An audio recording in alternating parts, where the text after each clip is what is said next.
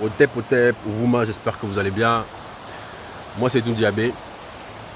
Aujourd'hui, en fait, bon, on va parler tout simplement parce que c'est plus une dénonciation en fait.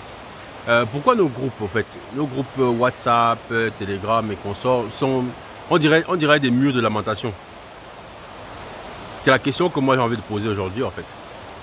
Parce que bizarrement, la plupart des groupes où on me rajoute, parce que moi, quand je crée un groupe, normalement, ça doit être un groupe où on fait des choses de façon concrète.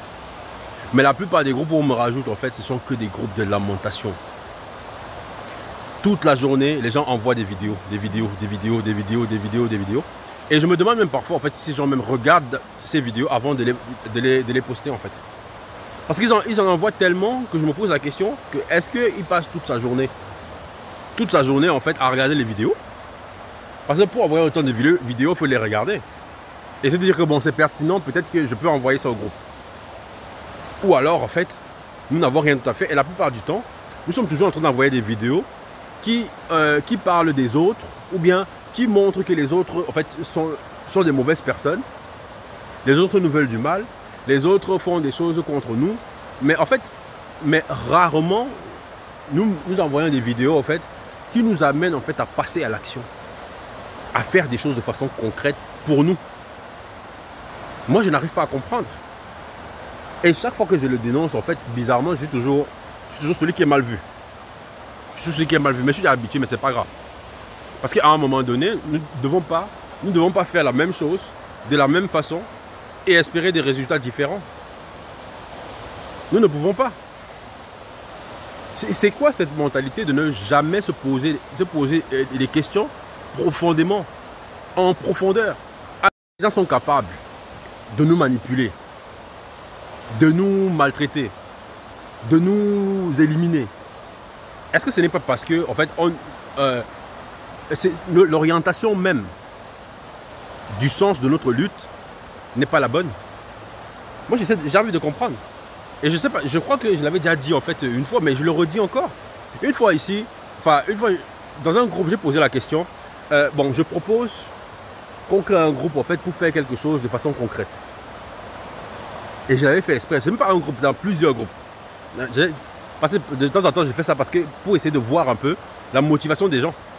Qu'est-ce qu'ils font là concrètement en fait? Et du coup, j'envoie des messages comme ça. Est-ce que vous êtes motivé à faire quelque chose de façon concrète?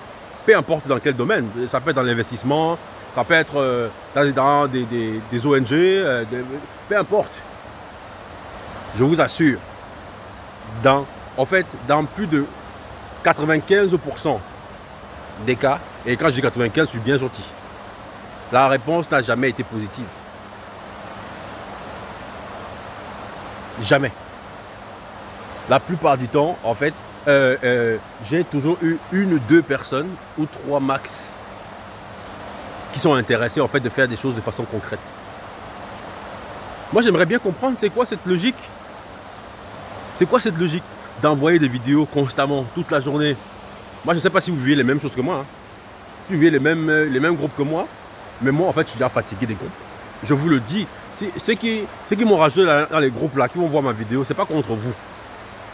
Je ne suis pas contre les groupes. Mais je me dis, ce serait plus intéressant que comment tu peux avoir 100 personnes, 200, 1000, 2000 personnes dans un groupe et tu n'essaies même pas de rentabiliser le groupe.